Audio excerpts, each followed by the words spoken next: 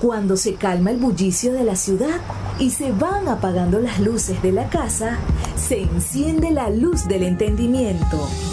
Desde este momento comienza Puerto de Libros, Librería Radiofónica, programa que contiene todos sus elementos tipo A. Puede ser escuchado por niños, niñas y adolescentes sin la supervisión de padres, madres o representantes. Comienza Puerto de Libros, Librería Radiofónica. Este programa llega a ustedes con el patrocinio de Puerto de Libros, librería de autor, ubicada en la Vereda del Lago y en el Teatro Varal de Maracaibo. Disfruta de los mejores libros a través de su página web, puertodelibros.com.be. Sultana del Lago Editores, la única editorial venezolana que te ofrece el servicio de impresión bajo demanda para todo el territorio nacional. Conoce más de sus servicios en sultanadelago.com.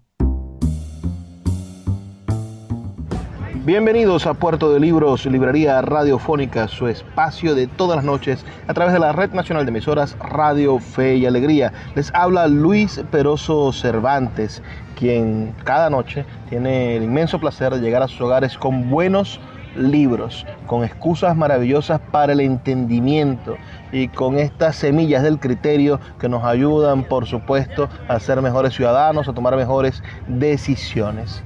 La noche de hoy tenemos un invitado muy especial, un joven que tomó una decisión arriesgada, decidió irse del país. Y ya fuera del país, con un par de profesiones encima, con un montón de obstáculos que nos pone la vida en esta carrera de obstáculos que es la existencia, y por supuesto con ese ímpetu que revela su mirada intensa, ha logrado poco a poco cosechar éxitos en una de las ciudades más grandes del continente, que es la ciudad de Bogotá. Y ahora ustedes se preguntarán, ¿quién es este héroe venezolano, quizá anónimo y quizás no tan anónimo en los próximos años? Bueno, es Miguel Boza Terán, un joven escritor, licenciado en Ciencia Política de la Universidad del Zulia, comunicador social de la Universidad Rafael Belloso Chacín, que desde hace algunos años se encuentra en la ciudad de Bogotá y se ha convertido en una especie de trovador bogotano, una especie de artista callejero, pero de la palabra, un artista conceptual. Miguel, por favor, dale primero un saludo a nuestra audiencia aquí en la Red Nacional de Emisoras Radio Fe y Alegría. Bueno, gracias por la invitación, Luis. Estoy muy agradecido por esta oportunidad. Saludos a todos los oyentes de Radiofónica Librería o al Puerto de Librería que está aquí en la ciudad de Maracaibo. Tengo 5 años en Bogotá. Decidí emigrar por la baja calidad de vida que hace algunos años no existía en Venezuela. Y jamás me imaginé que las calles me iban a abrir tantas puertas. Yo tenía varios escritos cuando recién comencé la Universidad del Zulia y Urbe, que es la Universidad Belloso Chacín. Estudié 2 carreras al mismo tiempo, pero siempre sacaba tiempo para escribir.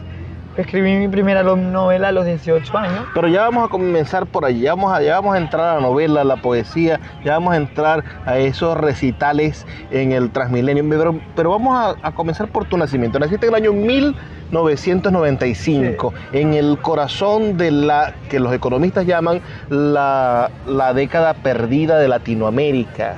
El espacio de crecimiento cero. Entró Latinoamérica en 1990 con un estatus económico y llegó a 1999 y no crecieron nuestros países. Y fue terrible en Perú, las dictaduras, en los diferentes espacios, el desarrollo de una nueva izquierda latinoamericana, la llegada de Chávez en 1998, un montón de cosas que pasaron en esa época en la que tú naciste, pero a mí me gustaría que intentaras recordar los primeros momentos de tu infancia. ¿Cómo te conectaste, Miguel, con Venezuela, con ser venezolano? ¿Cuáles son esos recuerdos que tú llevas impregnados en el amarillo, azul y rojo de la identidad nacional patria venezolana? ¿Cuál es tu primer recuerdo de ser venezolano? Para serte sincero, yo sentía que había nacido en un lugar muy carismático, muy llamativo. y sentía... Naciste en Maracaibo, ¿verdad? Sí, yo nací en Maracaibo. Sentía el calor de que el Catigre nos ilumina cada mañana. Y soy una persona con discapacidad motora. Cuando era pequeño me dio una hipoxia. Para mí parte de mi infancia y parte de mi adolescencia, como hasta los 13, 14 años, fue algo muy arduo porque sufrí mucho de bullying, sufrí mucho de depresiones, porque yo sentía que era discriminado por mis propios compañeros.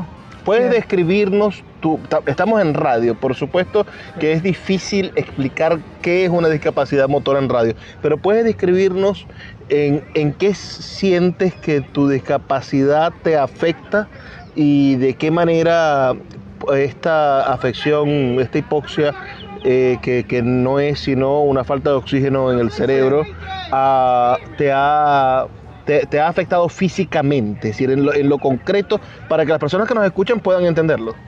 Lo que pasa es que la hipoxia es una leve falta de oxígeno en el cerebro, en el cual la persona que le da esa pequeña parálisis tiene que tomar oxigenante desde pequeño.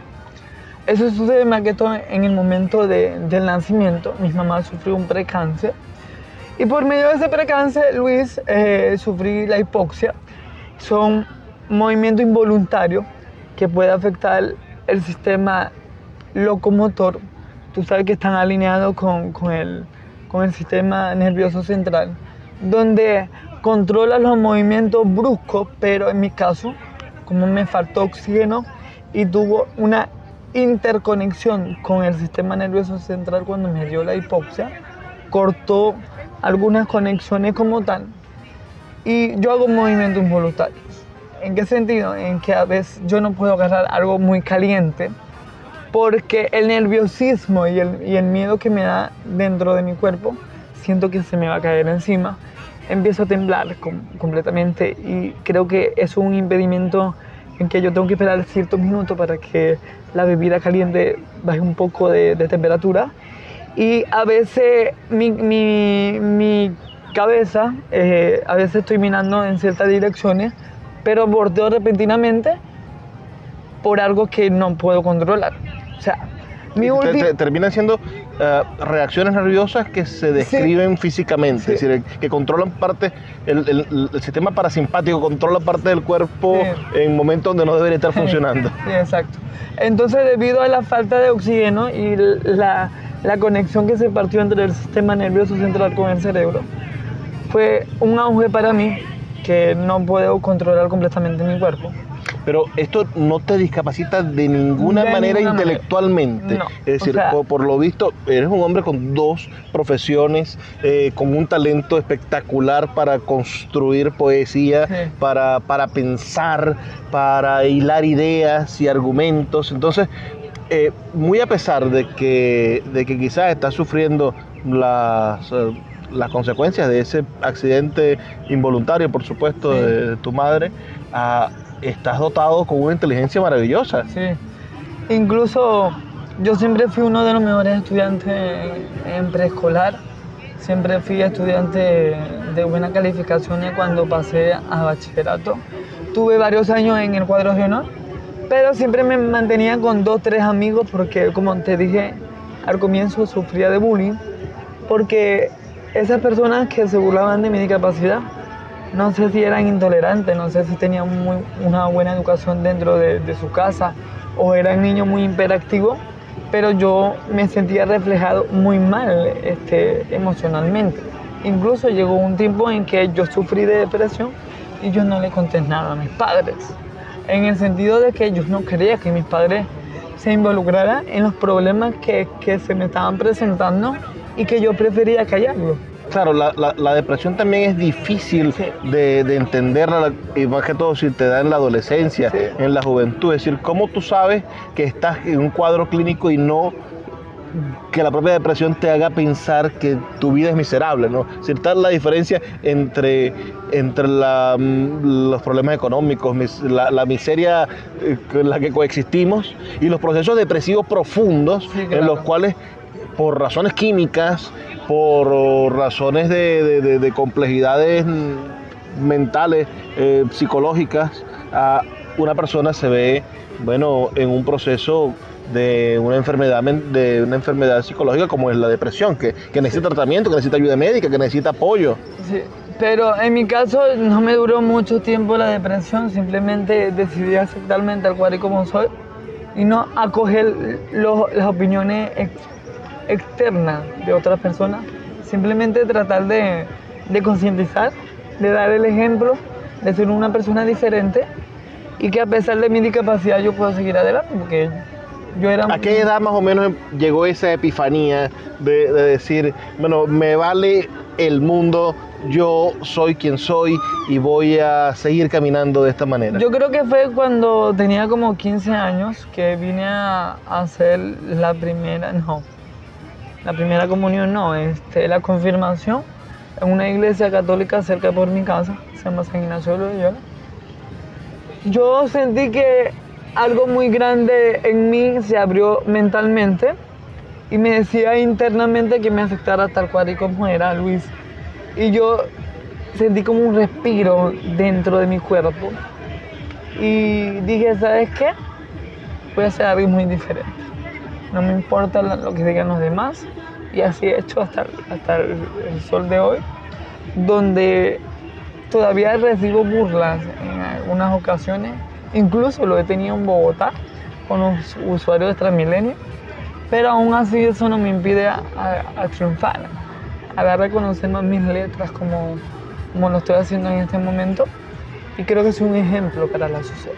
Vamos a hacer una pausa, Miguel, de solamente 2 minutos para escuchar los mensajes de Radio Fe y Alegría, el gran corazón rojo que lleva educación a todo el país.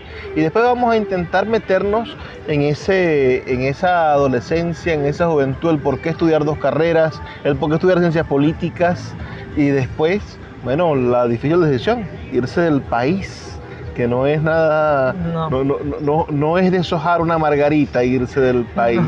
Y más con una discapacidad, más con estos obstáculos que te ha puesto la vida y que has logrado saltar, que has logrado sortear, y que aún a pesar de todos estos obstáculos que todos tenemos también obstáculos, por supuesto. Sí. Bueno, tú hoy visitas Maracaibo, vuelves a tu tierra unos días, precisamente para demostrarnos que se pueden hacer las cosas y que se pueden hacer las cosas con felicidad.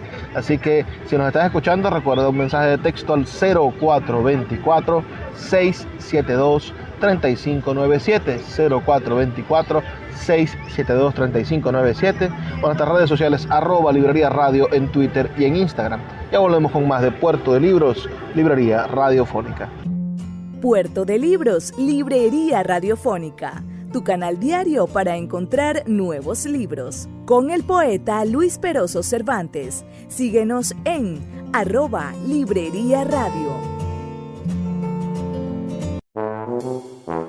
Puerto de Libros, librería de autor. 7 años siendo la librería virtual más grande de Venezuela, con 2 sedes físicas, una en el Teatro Baral de Maracaibo y otra en la Vereda del Lago. Es un centro cultural dedicado al libro, proyecciones de cine gratuitas, talleres literarios, formación de nuevos escritores, talleres de teatro y de música, todo en un espacio dedicado al mundo de los libros y del conocimiento. Síguenos en nuestras redes sociales @Puerto de Libros y compra todos nuestros libros en la página web www.puertodelibros.com.be. Puerto de Libros, la librería que estás buscando.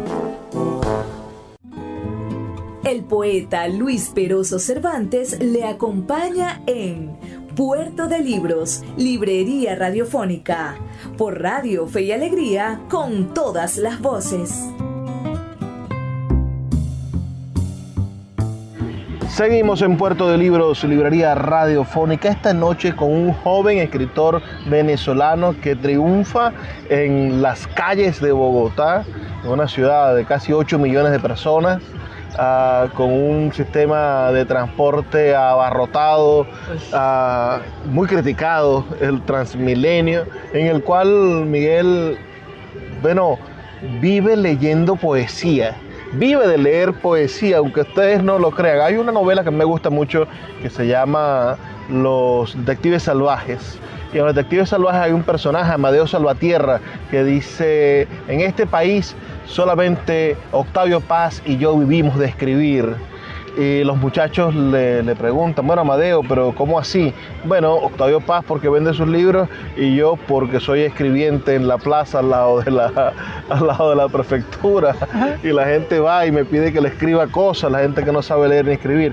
Bueno, hoy nos encontramos con un escritor venezolano, con un joven escritor venezolano que vive de leer poesía, sí, que vive de recitar sus poemas, de hacer algún tipo de performance. Ya nos vas a explicar muy bien cómo son esos performances, cuál es tu día a día en esa Bogotá. Pero antes de eso, me gustaría saber por qué estudiar ciencias políticas en la Universidad del Zulia, por qué estudiar comunicación social, dónde están esos retos. El propio Miguel enfrentarse a una carrera tan superficial como la comunicación social, con el perdón de los colegas, donde hay tanta gente bonita, bien peinada en comunicación social, y te enfrentaste a esos compañeros. Háblanos un poco de esa experiencia desde la discapacidad, que no te define, por favor, no pienses que eso te va a definir, ni que estoy pensando que te define, pero sí es importante ese correlato también, hacerlo, ¿no? Porque vivimos en una sociedad que no está preparada para ser una sociedad de accesibilidad. Tenemos una sociedad que, si hay una persona en silla de ruedas, no tiene acceso para silla de ruedas en los edificios. Nuestras universidades son puras escaleras. ¿Qué pasa con una persona que tiene problemas de accesibilidad, por ejemplo? O las personas sordomudas, o los que tienen... Es decir, estamos en una sociedad que no está preparada para ser una sociedad inclusiva, y que la inclusión está mal pensada en muchos sentidos, ¿no? Eso está muy lejos de implementarse aquí en Venezuela. Pero tenemos que visibilizar esfuerzos como el tuyo, maravillosos, que has sabido aprovechar todas estas oportunidades para, bueno, hacer conciencia de que hay muchísimos hombres y mujeres, sí, claro, que no se van a ver frenados por nada, y que si nosotros lo ayudamos, sí, podemos conseguir sus maravillosos talentos. Háblanos entonces de por qué estudiar comunicación social y por qué estudiar ciencias políticas. Luis, si supieras que cuando yo terminé mi bachillerato jamás pensé en que iba a estudiar comunicación social. Mi primera opción era psicología. Yo desde pequeño siempre he leído algunos libros de psicólogos reconocidos o de personas que estudian el psicoanálisis, y siempre me ha llamado la atención como tratar la conducta humana, el comportamiento humano, cómo piensa, cómo actúa. Pero lastimosamente yo presenté la prueba en la Universidad Rafael Urdaneta, en el cual yo no sé si mi capacidad intelectual no estaba apta para estudiar psicología, o cuando me vieron con mi discapacidad decidieron como que denegar mi solicitud para el ingreso formal para estudiar psicología, y eso me pegó durísimo de manera emocional, porque quizás no pasaste el casting, pasaste los exámenes pero no el casting. Quizás no cumplía con el perfil como ellos lo mencionaban. Se reservaban en sus comentarios internos referente a las pruebas que ellos hacen de admisión para poder ingresar a la URU como tal. Entonces, como ya yo había desechado esa oportunidad, decidí como que buscar dos opciones. O sea, había quedado en el listado de la Universidad del Zulia por mi promedio académico, bachillerato, y la beca GER, que en ese momento todavía estaba en auge, me otorgaron una beca para estudiar una carrera que yo quisiera. Y yo me puse a pensar, decidí como que, no sé qué estudiar. Y vi que la única opción donde yo podría analizar era comunicación social. Porque más allá de tener una cara bonita, debe ser presentable, de vestirse de manera formal, entre comillas. Yo no lo veía de esa manera, yo lo veía como algo objetivo, de querer informar a la sociedad de lo que realmente sucede, y que esa sociedad sepa que la información que está dando puede sacar su propia conclusión. y por eso decidí estudiar comunicación social y mención audiovisual. Y en el caso de la Universidad de Zulia, me dieron la oportunidad de estudiar ciencia política, en el cual es el análisis general del comportamiento del sistema político de un país. Y tú sabes que Venezuela estaba comenzando con una decreción económica, en el cual comenzó a perder la calidad de vida. Las principales empresas que fueron expropiadas se estaban yendo, y eso para mí fue como una oportunidad de leer más sobre la política nacional, en el cual nos estaba dando un escenario muy distinto a lo que nosotros habíamos visto. ¿Sobre qué fue tu tesis en ciencia política? Fue la antipolítica de la sociedad venezolana en la década de los 90. Excelente tema, me encanta. Mira, porque es algo que yo he analizado muchísimo, ese problema de cómo nosotros, después del Viernes Negro en 1983, sí, entramos en una especie de trance de desinterés. La juventud no se dio cuenta de que había quebrado macroeconómicamente el país. Le dejaron precisamente la falta de generaciones de relevo políticas, produjeron que repitiera Carlos Andrés o que repitiera Rafael Caldera, dos crasos errores, me parecen, de la historia política venezolana. En los últimos 30 años. Y entonces nos encontramos con un vacío de suplentes, de quienes llevaran el testigo para poder renovar la política, y por eso llega un antipolítico como Chávez. Sí. Llega un hombre a decir, bueno, los políticos no sirven, el bipartidismo no sirve, estos 40 años de democracia han sido un fiasco, cuando quizás fueron el momento de paz más importante que tuvo el país. Y después, bueno, la gente le creyó ese cuento a partir del rencor, del resentimiento, de la búsqueda de una venganza inusitada, ¿no? Y sí habían pobres, por supuesto, el que quiera negar que Venezuela es un país lleno de pobres, de desigualdades. Igualito la calidad de vida era muy buena en ese momento. Bueno, por supuesto, porque vivíamos en un país petrolero arruinado, pero un país petrolero. Pero sin duda alguna es uno de los temas más interesantes, la antipolítica de los años 90. ¿Qué causas crees tú que generaron esa antipolítica, Miguel? Yo entiendo que fue una apatía por los temas país y por que no hubo un cambio de generación de relevo en la política en los años 80, pero ¿cuál crees tú que hayan sido otros factores que pudiesen generar que llegase un militar al poder en el 98? Yo creo que fue el desasosiego político que vivía Venezuela en ese momento, porque tú sabes que cuando Chávez da el primer golpe de Estado en 1992, donde ese mismo año da 2 golpes de Estado a Carlos Andrés Pérez, en el cual Carlos Andrés Pérez no supo cómo lidiar con Hugo Chávez en ese momento, y Chávez ya estaba agarrando popularidad en los principales medios masivos en ese momento en Venezuela. Y lastimosamente, el indulto que le da Rafael Caldera cuando asume el poder en 1994 fue un gran error de la política venezolana, en el cual estaba dando la oportunidad de que Chávez se preparara más y que su discurso demagogo, populista, enamorara a toda la élite de Venezuela, que estaba cansada del supuesto bipartidismo, a pesar de que Venezuela estaba sufriendo en ese momento una decreción económica o una pequeña inflación económica debido a los bajos precios del petróleo o la mala administración que se estaba sosteniendo en ese momento en PDVSA, en el cual era un conglomerado de empresas privadas, pero cada uno como que se fue actuando de manera individual y no quisieron recuperar ese auge que tuvo el petróleo en ese momento, en el cual se estaba reflejando de manera económica,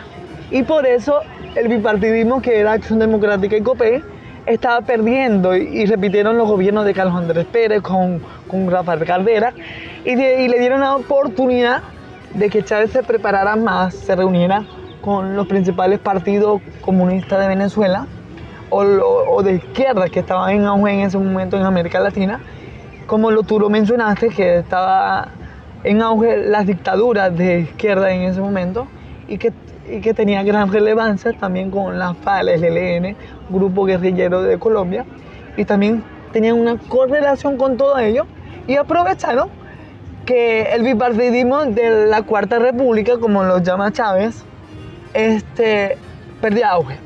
Y la política venezolana decidió apoyar de manera unánime, pero por debajo de la mesa, a Hugo Chávez, para que la población supiera. Además, los empresarios, ¿no? El Nacional, Claro, por eso, los Cisneros. Por eso te estoy diciendo. O sea, fue como un abreboca de manera ficticia la oportunidad que le estaban dando a Hugo Chávez. Ellos mismos financiaron a Hugo Chávez como tal. Chávez enamoró con su discurso, o sea, movía masas, se preparó durante años. Yo creo que duró como unos 2, 3 o 4 años antes de 1998 para asumir el rol de ser candidato presidencial, y en el cual su contrincante principal, que era Irene Sáez en ese momento. Imagínate, una Miss Universo. Pero igualito era una opción muy distinta. También antipolítica. Antipolítica, sí. Pero no tuvo el respaldo político como lo tuvo Chávez. Mira, es momento de que hagamos otra pausa, Miguel. Estamos escuchando a Miguel Boza Terán, joven escritor, licenciado en Ciencias Políticas de la Universidad del Zulia, comunicador social, y que ya nos va a contar cómo se convirtió en rapsoda, cómo llegó a ser famoso en las calles de Bogotá como este poeta que le canta a la ciudad de las 7 colinas, es que le dicen a Bogotá. Sí. Ya vamos a hablar sobre Bogotá, vamos a hablar sobre el éxodo, sobre irse del país, vamos a hablar sobre todas estas cosas terribles y maravillosas que te han enriquecido como ser humano, sí. Y por supuesto vamos a hablar sobre poesía y sobre literatura. Una pequeña pausa y ya volvemos. Recuerden sus comentarios al 0424-672-3597 o en nuestras redes sociales @Librería Radio en Twitter y en Instagram. Escuchas Puerto de Libros con el poeta Luis Peroso Cervantes. Síguenos en Twitter e Instagram como @Librería Radio. Sultana del Lago Editores es una empresa zuliana de servicios editoriales. Nuestro catálogo tiene más de 100 títulos de autores nacionales e internacionales. Además, somos la única editorial que presta servicios de impresión bajo demanda en Maracaibo. No necesitas invertir en grandes tirajes. Tus lectores pedirán tu libro, nosotros lo imprimiremos y tú obtendrás regalías. Por ello, también editamos internacionalmente en Amazon y Google Play Books. Conoce más en nuestra nueva página web www.sultanadelago.com o siguiéndonos en Instagram como @sultanadelago. El poeta Luis Peroso Cervantes le acompaña en Puerto de Libros, Librería Radiofónica, por Radio Fe y Alegría, con todas las voces. Seguimos en Puerto de Libros, Librería Radiofónica. Esta noche muy emocionados porque tenemos un invitado especial. Tenemos a Miguel Boza Terán, joven escritor venezolano que triunfa en las calles de Bogotá, entre los vagones de 4 ruedas o de 8, 16 ruedas, no sé cuántas ruedas tendrá el Transmilenio bogotano, y que habría que preguntarse si Petro fue acertado haciendo un Transmilenio, cómo le fue como alcalde a Petro y ahora un Petro presidente. De eso también te voy a sacar algunas pulgas, pero vamos a hablar sobre, te gradúas, ¿por qué no ejerces como comunicador social? ¿Por qué no ejerces como, bueno, el ejercicio de la ciencia política en Venezuela es un abstracto? Sí, pero es algo que no se consigue de la noche a la mañana, porque te piden experiencia, y lo principal que te exige que tú tengas un contacto dentro de la administración pública, donde uno pueda conseguir un trabajo formalmente como politólogo o asesor político, o también te podría contratar una empresa privada, pero es muy difícil en las condiciones. Sí, yo entiendo que la ciencia política es un mundo para conseguir trabajo, pero ¿por qué no ejerciste como comunicador social? Lo que pasa es que cuando yo termino mi estudio en Urbe, yo decidí como que terminar o tratar de adelantar lo posible para terminar rápido ciencias políticas, porque las condiciones del país estaban precaриas. Las colas en los supermercados, había que madrugar, A Ya veces, ustedes no se acuerdan lo que es un bachaquero, ya ustedes no se acuerdan lo que es una cola de harina pan. Todos hemos olvidado ese momento oscuro, pero Miguel lo tiene muy fresco. lo tengo muy frecuente porque fue uno de los motivos principales en el cual yo decidí irme del país y no había oportunidad para nosotros los jóvenes. Éramos jóvenes de 23, 24 años donde queríamos ir a ciertos lugares de Venezuela a cumplir nuestros sueños. Y yo tenía pensado, antes de graduarme de Ciencia Política, de publicar mi primera novela, en el cual ya había escrito cuando tenía 18 años. Pero resulta que decidí engavetar eso, querido Luis. Yo senté a mis padres y les dije, ¿saben qué? Me voy del país. Venezuela no está muy buena económicamente. Los trabajos que se consiguen no te pagan lo normal. El dinero no te alcanza, no había poder adquisitivo. Y decidí agarrar mis maletas y me fui. Cuando yo crucé el puente, ¿Te fuiste solo o te fuiste en compañía de alguien? me fui solo, porque me iban a recibir unos primos que todavía están actualmente en Bogotá. Y que yo como pude, busqué ¿Saliste por La Guajira? No. ¿Te fuiste Salí por Cúcuta? por Cúcuta, porque me dieron que era más seguro, era más ordenado y no había tanto problema. Y fue dicho y hecho que mi transición entre la frontera de Colombia y Venezuela fue algo muy tedioso porque habían personas que querían aprovecharse, o sea, como vieron que yo era una persona con discapacidad motora, querían aprovecharse. Hubo un momento en que casi me robaron la maleta, tenía algo ahí muy importante. Y ¿Colombianos o venezolanos? ¿Quiénes te quieren robar? yo creo que eran venezolanos, en el cual estaban aprovechando la migración y querían como que... ¿Gobernaba Santos? Sí, gobernaba Santos. Fue en el año 2018, en el cual Santos todavía no entregaba el poder a Iván Duque. Y fue muy difícil los primeros meses. Hubo un momento en que dormí en la calle. Me tocó, ¿Pero qué pasó con los primos? ¿No te recibieron? Tuve problemas con ellos en cierto tiempo, pero yo a los 4 meses decidí abrirme. Pero en ese momento que decidí abrirme, yo vivía con otra persona y esa persona no tenía el pago del arriendo a tiempo y fue muy duro porque yo estaba colocando mi parte, porque era mitad y mitad, y casi duermo en la calle esa noche, en el cual tuve que irme al centro de Bogotá a pagar diariamente un hotel. Tuve como 3 meses, me costó estabilizarme los primeros 6, 7 meses en Bogotá. Y la verdad fue un... Desde Maracaibo, el maravilloso calor, al frío de Bogotá, frío. que es una nevera. En una nevera completamente, tuve más de 6 meses con gripa. Terrible. El cuerpo no se adaptaba, sufría de mucho escalofrío, no podía estar... Tú que tienes esta afección que nos contaste con el calor, ¿también te pasa con el frío? ¿Tienes algún tipo de reacción al frío? No. O sea, lo que estaba ocurriendo, lo que yo estaba viviendo en ese momento, era un cambio de clima. O sea, mi cuerpo se costó para que el frío pregnara completamente en todo mi cuerpo y viera que ya tenía una estabilidad y que el frío se acostumbrara a lo que es Miguel Bosa Terán. Entonces fue algo... Agárrate, frío, que llegó Miguel.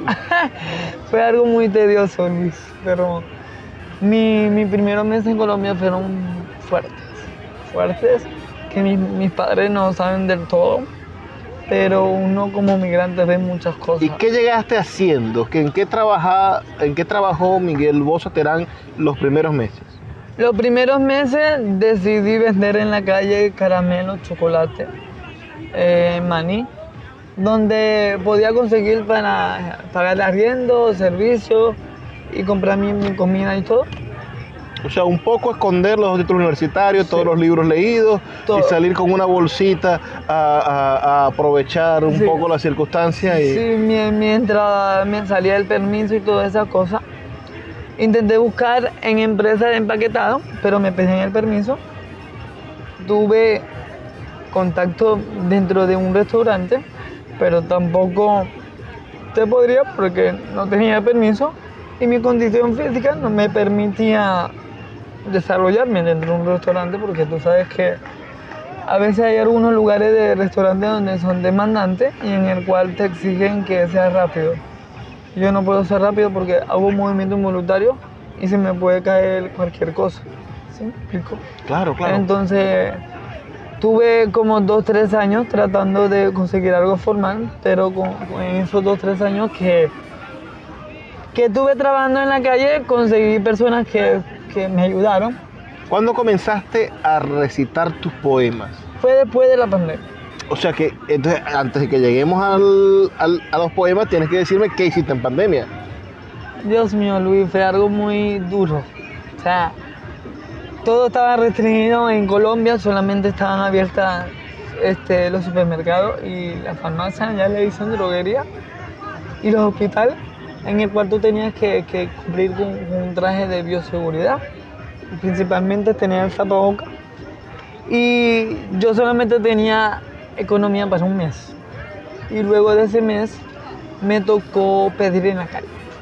O sea, hubo fundaciones que donaron a venezolanos mercado dinero, y con eso 4 o 5 meses de confinamiento que sufrió Colombia debido a las cuarentenas que estaba implementando el Ministerio de Salud en ese momento, yo tuve que encerrarme, o sea, salí como 3-4 horas al día con mi tapabocas, echarme alcohol en todo el cuerpo o en la mano y ponerme a pedir dinero. Iba casa por casa en el norte de Bogotá. Fue duro. Yo llegó un momento en que quería llorar, quería regresarme a la calle. Yo les hacía videollamadas a mis padres, en el cual estaba impotente, estaba entristecido, y yo les decía que me quería regresar, no me importaba que las fronteras estuvieran cerradas, no me importa que si me mata la guerrilla en plena selva, no me importaba eso. Y fue algo muy duro. Entonces, en ese momento decidí como que volver a las letras, volver a los libros, y eso fue como que algo muy reconfortante, fue como un auge en mi vida, en el cual me tiene en el lugar que me tiene en este momento, y aproveché esa oportunidad de leer, de volver a escribir, y en ese momento le escribí varios poemas a Bogotá. A una Bogotá que te estaba hambriando, a una Bogotá que te estaba poniendo, que te compraba un caramelo, una Bogotá que te estaba matando de frío, sí. Una Bogotá donde además estás solo, sí. Porque, bueno, tus primos ya no vivías con ellos, es decir, tu familia no te acompañaba. Es decir, no. Es una Bogotá realmente hostil para ti, sí. Y aún así le escribiste poemas. Lo que pasa es que lo que yo no logré en Maracaibo me lo estaba dando Bogotá a golpes. O sea, yo vi las experiencias que tuve los 2-3 primeros años en Bogotá como algo de aprendizaje. De que si tú tienes una discapacidad o si eres algo diferente de la sociedad, no importa en qué condiciones estés, tú puedes seguir adelante. Tú puedes dar el primer paso y decir, ya basta. Vamos a lograr algo en cierto tiempo donde tu calidad de vida puede mejorar. Y cuando terminó los confinamientos y las cuarentenas en Colombia, decidí comprar un parlante y un micrófono y comencé mi estadía. Tu estadía real. Sí. Lo que ha sido este tránsito son que ya 2 años. Llevo 3 años. 3 años sí, siendo un artista callejero en Bogotá, sí. En el Transmilenio, para ser más específico, sí. Con un auditorio gigantesco, porque ¿cuántas personas te pueden escuchar al día en el Transmilenio? Como 200, 400 personas, porque cada vagón tiene como accesibilidad a más de 20 personas. ¿Y cómo te trata el bogotano? ¿Te recibe, te aplaude, no le gusta? Hay momentos en que yo me monto en un vagón a recitar uno de los poemas que le he escrito a Bogotá, porque son 14 poemas que le he escrito a Bogotá. Es más, le he escrito más a Bogotá que a la propia Maracaibo. Yo como unos 5 o 6 poemas que le he escrito a Maracaibo, en el cual tú te diste cuenta en el recital del Teatro Baral. Sí, porque Miguel estuvo invitado, para los que nos están escuchando, al Festival de Poesía de Maracaibo. Tuvimos una conexión virtual con él, él se encontraba en Bogotá y leyó para nosotros en la lectura de jóvenes poetas. Quien quiera ver esto está disponible en mi canal de YouTube, Luis Peroso Cervantes, buscan la lista de reproducción del Festival de Poesía y está la lectura de jóvenes poetas. Vamos a hacer una pausa, Miguel, de 2 minutos para escuchar los mensajes de Radio Fe y Alegría, y a la vuelta vamos a pedirte que nos leas o nos recites un poema de esos que a los bogotanos los hace suspirar. Sí, claro. Y por supuesto te vamos a preguntar por Petro. ¿Cómo está la Bogotá de Petro? ¿Lo quieren, lo odian? ¿Y cómo te va con... Hay una frase que me gusta mucho, con los gomelos, esa clase de seres humanos bogotanos que hablan tan raro. Una pequeña pausa y ya volvemos con más de Puerto de Libros, Librería Radiofónica. Escuchas Puerto de Libros, Librería Radiofónica, por Radio Fe y Alegría, con todas las voces. El poeta Luis Peroso Cervantes le acompaña en Puerto de Libros, Librería Radiofónica, por Radio Fe y Alegría, con todas las voces. Seguimos en Puerto de Libros, Librería Radiofónica, ya en nuestro último segmento. Estamos hablando con un escritor estupendo, con un joven venezolano que le ha tocado difícil en la vida, pero eso no lo ha achicopalado ni un momento, ni se ha sentado a llorar, quizás sí en algún momento. Llorar es de humanos. Sí, llorar es de humano y emigrar es de valiente también. Entonces, Miguel, háblanos. A mí me encanta cómo el bogotano se burla de sí mismo, y entonces a este tipo de bogotanos que habla se mueven muy cifrino, muy cifrino y muy mal en el fondo, porque es que realmente tienen un castellano horrible. Los llaman gomelos, pues como si tuviesen una goma en la boca, ¿no? ¿Cómo te han tratado esos cifrinos bogotanos y cuál es el poema más aplaudido? El trato de los bogotanos ha sido muy escéptico, porque hay vagones donde yo me monto, recito uno de los poemas de Bogotá, me aplauden todo el vagón completo, incluso todo el bus completo, o hay vagones donde no me aplauden nadie, pero me colaboran con cierta moneda. Hay momentos en que yo hago un vagón, me aplauden todo, no me dan una moneda, pero sí reconocen el trayecto de declaración de las letras que yo le hago a Bogotá, y que para ellos es una gran impresión porque he tenido muchas oportunidades. He tenido entrevistas, le escribo a un medio local de Bogotá que se llamaba La Abuela, hemos tenido conexiones con varias organizaciones que trabajan con la Alcaldía de Bogotá. Gané un concurso de cuentos de la Secretaría de Salud de la Alcaldía de Bogotá. Pero la misma alcaldesa que dice que los venezolanos son culpables de todos los males. Lo que pasa es que toda ciudad tiene sus antecedentes, y ella se refleja o hace el discurso populista como todo político de izquierda que supuestamente respeta la inclusión, las minorías, las diversidades. o la minoría de los grupos que ella supuestamente representa, pero es todo lo contrario. Entonces ya nosotros los venezolanos somos una parte de la sociedad colombiana, y en el cual ella no da ímpetu en dar el ejemplo de ser alguien que pertenece a la comunidad LGTB, pero no lo da a entender. Entonces esa es mi crítica hacia ella. Incluso al gobierno de Petro también lo critico, porque ellos reconocen al régimen de Venezuela como a Maduro como presidente, sabiendo que Venezuela actualmente todavía existe un estado fallido. Mira, tengo que detenerte por un motivo muy sencillo. No, yo no me voy a introducir mucho.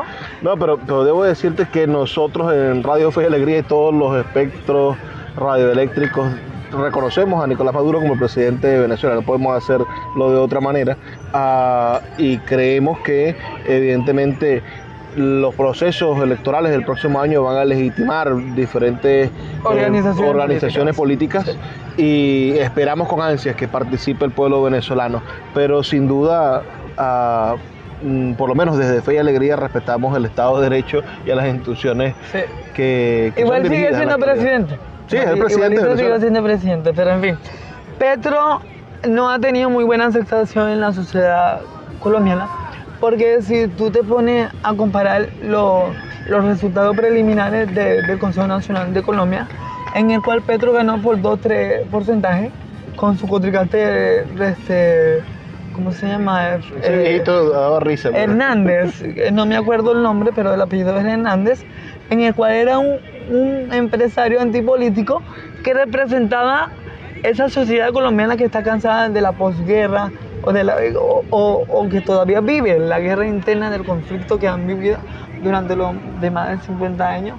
Y Petro representa A una de las partes, a ¿no? un grupo muy reconocido que supuestamente se desintegró luego del golpe de Estado que intentaron hacer en el Palacio de Justicia de Colombia en los años 80 y que supuestamente llegaron a un acuerdo de paz donde Petro y su ex compañero hicieron labor social dentro de la sociedad colombiana, pero ganó por Bueno, pequeño porcentaje. pero el trauma del M-19, del ejército colombiano disparándole al Poder Judicial, matando a los magistrados, yo creo que lo mínimo que podían hacer era eso, conseguir un proceso de paz para intentar curar un trauma, porque un país que ve arder a uno de sus poderes es un país difícil de recomponer. Si no hubiesen los videos uno no lo creería, Claro. de una tanqueta disparándole a un edificio público. Es muy tenaz, Luis, muy tenaz. Y la verdad es que la sociedad colombiana todavía no acepta a Petro como presidente. Es más, él dice que representa más de la mitad de la población, pero eso es totalmente falso. O sea, Claro, lo que pasa es que también Bogotá es, como toda capital de un estado centralizado, sí. es quizás una muestra no muy eficiente del resto del país. ¿Sí? Petro arrasó en la costa, arrasó entre las poblaciones negroides y las Sí. profesor y las O sea, los grupos minoristas que apoyan... que no son tan minoritarios en Colombia. Sí. Yo Pero creo que son- las minorías son los blancos y géneros adinerados. La clase social que le llaman los gomelos. Los gomelos. Los gomelos. Me encanta ese nombre, gomelo, me encanta, me fascina. Ay, no. Los gomelos tienen un acento muy ese, o sea... afecta Hay un mucho a eso. candidato ahorita a la alcaldía de Bogotá que es muy gomelo, y que por cierto también tiene discapacidades, no escucha por un oído. Creo que Robledo. Ese. Creo que Robledo, Rodrigo Robledo. Creo que él trabajó en la DIJA, que es como el CENIA allá en Colombia, en el cual fue muy buena su administración dentro de la DIJA y mucha gente lo sigue por la buena labor que supo en la DIJA y que los recursos que ingresaban dentro del Estado. Recítanos uno de los poemas, a ver. Sí, ya para culminar, porque ya casi nos vamos. Este poema fue el primero que se le dediqué a Bogotá, en el cual me abrió tantas puertas. Se llama Gracias por tu frialdad, Bogotá. Al llegar me derretí de tanto frío, ese frío que me hizo reaccionar, me sirvió como un abrigo en medio de la tempestad. Mi cuerpo no se acostumbraba de la tristeza que dejó atrás. Eres la hija de Bolívar, la hermana de Caracas, la que un día fue la capital de un gran país. Bogotá, tierra de oportunidades para el migrante. Gracias por tu receptividad. Ese frío que tanto me costó, me acostumbré. Aprendí muchas cosas de ti, a desempeñarme solo, a no dejarme caer. Gracias por tu frialdad. Aunque extraño el calor de mi tierra, Maracaibo, pero siento que ya pertenezco aquí. Gracias por tu recibimiento, por tu regocijo. Por muchas oportunidades nuevamente te doy gracias. Eres la tierra neogranadina, la luz de esa oscuridad, de ese frío que te abraza. Te he agarrado tanto cariño que ya soy parte de ti. Bolívar y Santander se sentirían orgullosos por haber abierto las puertas a tu hermano país que sufre las calumnias de sus propios hijos. Bogotá, tengo tanto que agradecerte. Gracias por dar el ejemplo. Algún día te pagaré todo lo que has hecho por mí y mis paisanos. Me encanta todo de ti. Gracias por hacerme frío. Bogotá, te llevo en mi corazón a la deriva. Mil gracias, tierra fría. Ahí está, 1.000 pesos, 2.000 pesos, 3.000 pesos, y la gente aplaudiendo. Sí. Y pueden imaginarse esos autobuses, porque es que el Transmilenio en Bogotá no hay metro, No hay metro. Hay un transporte Sí. terrestre que por cierto va a toda velocidad también, Sí. no es que... No, y uno se tiene que agarrar duro porque si no, hace unos frenazos que uno dice como que, ok, ¿qué sucedió aquí? Entonces son duros los golpes. Mira, háblame de tus novelas. Tienes una novela ya publicada, vas a publicar tu segunda novela. ¿Cómo compartes todo este oficio también con el de novelista? ¿De qué trata esa primera novela? La primera novela es una persona que yo reflejé de manera mi perfil, pero en otras condiciones, en el cual el personaje sufre de bullying, sufre de una discapacidad, una atrofia que tiene en el brazo derecho. Y yo lo reflejé en mi vida personal porque le quería dar un ejemplo o una lectura muy diferente a lo que una persona con discapacidad pueda reflejar y que la historia llegue a una reflexión dentro del lector. Mi novela fue publicada por la editorial ITA, donde la puedes buscar en su tienda virtual. Ellos publicaron la novela Ella, que se llama, de Miguel Bosa Terán. Ellos me nominaron a unos premios Luis nacionales que se llaman Premios ITA y quedé entre los 5 mejores. O sea, me entregaron un certificado por esa novela.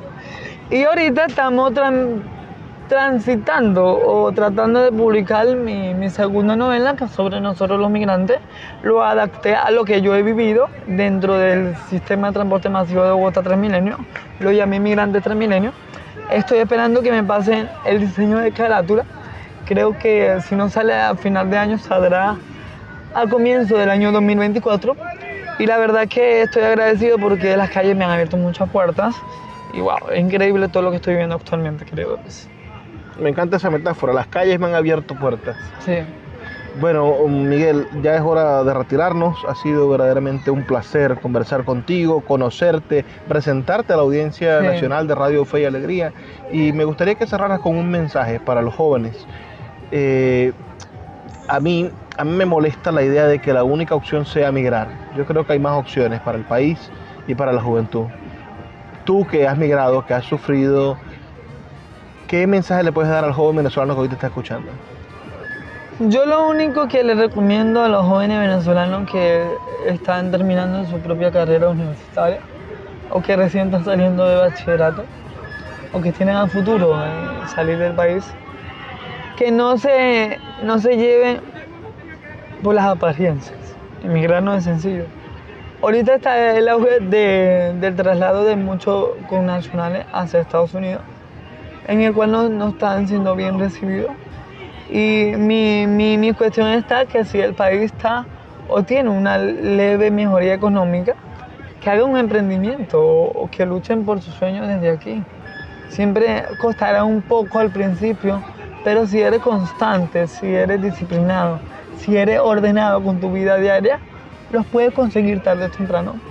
Y creo que Venezuela necesita esa juventud luchadora, esa juventud motivadora, que le ayude a resurgir lo que era hace 10, 15 años Venezuela, en el cual yo era estudiante y tú eras estudiante también. Y fue como un aprendizaje lo que hemos vivido en los últimos 6, 7 años con esta migración. Y yo les recomendaría que no se fueran así por así, que agoten todas las opciones que tengan y que si no ven que su sueño o su emprendimiento se dé, decidan irse si están en sus condiciones, pero yo les recomendaría que fueran personas luchadoras. Bueno, la voz de Miguel Bosa Terán, escritor venezolano, joven de 28 años y también, por supuesto, artista callejero hoy en Bogotá. Para todos los que nos escuchan, un inmenso abrazo, un placer compartir con ustedes en Radio Fe y Alegría todas las noches para la señal nacional. Trabajo para ustedes Luis Peroso Cervantes. Nos escuchamos el día de mañana. Recuerden que estamos aquí de lunes a viernes a través de esta misma señal. Por favor, sean felices, lean poesía.